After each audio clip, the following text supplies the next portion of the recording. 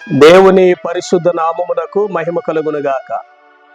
ప్రభునందు ప్రియమైన దేవుని బిడ్డలారా, మీ అందరికీ కూడా ఈ ఉదయకాల శుభములు మీకు తెలియజేస్తూ ఉన్నాము.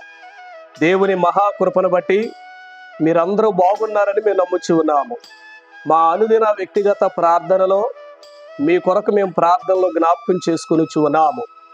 ఈ రోజున దేవుని వాగ్దానముగా 23వ కీర్తన 1వ వచనం, యెహోవా నా కాపరి, నాకు లేమి కలుగదు.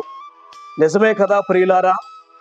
దేవుడు మన కాపరిగా ఉంటే, ఆయన మన పోషకుడుగా ఉండినట్లయితే, ఆయన మన సంరక్షకుడుగా ఉండినట్లయితే మన జీవితములలో ఏ మేలు కూడా పొదువై ఉండదు.